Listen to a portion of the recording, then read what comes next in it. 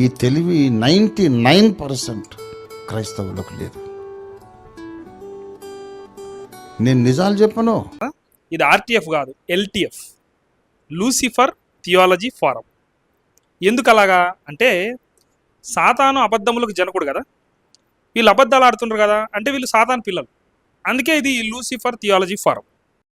ఈ తెలివి 99% క్రైస్తవులకు లేదు. నేను నిజాలు చెప్పను. ఎందుకు అలాగా అంటే, సాతాను అబద్ధములకు జనకుడు కదా, వీళ్ళు అబద్ధాలు ఆడుతుండ్రు కదా, అంటే వీళ్ళు సాతాను పిల్లలు. ఈ తెలివి 99% క్రైస్తవులకు లేదు. నేను నిజాలు చెప్పను. రంజిత్ ఓఫీర్ గారు, మీతో ఒక విన్నపం చేయాలనుకుంటున్నాను.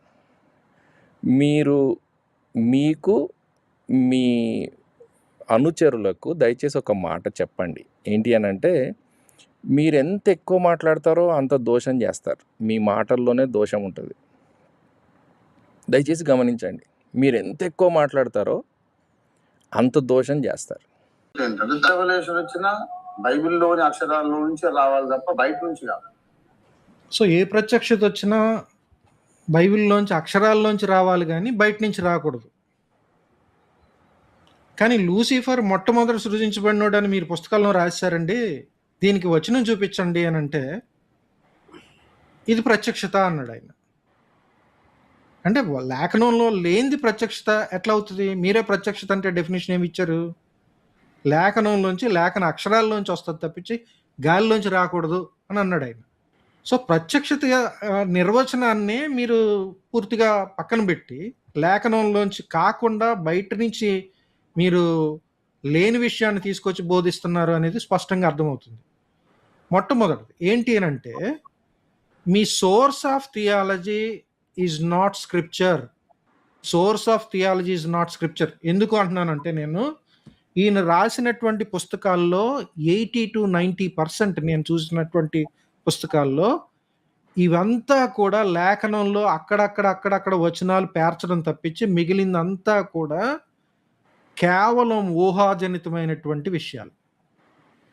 ఆయన బుర్రలో తట్టినటువంటి విషయాల్ని లేఖనం చెప్తుందన్నట్టుగా రాసేయడం, దాన్ని మహాజ్ఞానం కింద ప్రచారం చేసుకోవడం, ఇది స్పష్టంగా ఈయన కన్సిస్టెంట్గా చేస్తున్నటువంటి విషయం ఒకటి. రెండవది, మీరు ఏదైనా ఒక సిద్ధాంతాన్ని నమ్మాలంటే వచనాలు తప్పనిసరిగా ఉండాలి. ఒక వచనం బట్టి మనం సిద్ధాంతీకరించకూడదు, 2 వచనాలు లేకుండా ఉండాలి అని ఆయనే నియమం చెప్తాడు. ఒక్క వచనం కూడా లేదు అనే ప్రాతిపదిక మీద లూసిఫర్ మొట్టమొదటి సృజించబడినోడు అని ఆయనే చెప్తాడు. లేఖనం లేదు కదా సార్ అని మనం అడిగామనుకోండి, అది ప్రత్యక్షత అంటాడు. మరి ప్రత్యక్షత ఎక్కడి నుంచి వస్తుంది సార్ అంటే లేఖనం నుంచి వస్తుంది అంటాడు. ఇప్పుడు చెప్పండి, ఈయన ఏ రకమైన ప్రాఫిట్, ఏ రకమైనటువంటి ఈ తెలివి 99% క్రైస్తవులకు లేదు.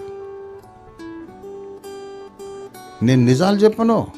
ఈ తెలివి 99% క్రైస్తవులకు లేదు. నేను నిజాలు చెప్పను. ఇది ఆర్టీఎఫ్ కాదు, ఎల్టీఎఫ్, లూసిఫర్ థియాలజీ ఫారం.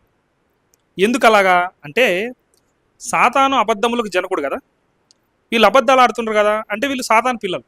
అందుకే ఇది లూసిఫర్ థియాలజీ ఫారం. ఈ తెలివి 99% క్రైస్తవులకు లేదు. నేను నిజాలు చెప్పను. ఎందుకు అలాగా అంటే, సాతాను అబద్ధములకు జనకుడు కదా, వీళ్ళు అబద్ధాలు ఆడుతుండ్రు కదా, అంటే వీళ్ళు సాతాను పిల్లలు. ఈ తెలివి 99% క్రైస్తవులకు లేదు. నేను నిజాలు చెప్పను.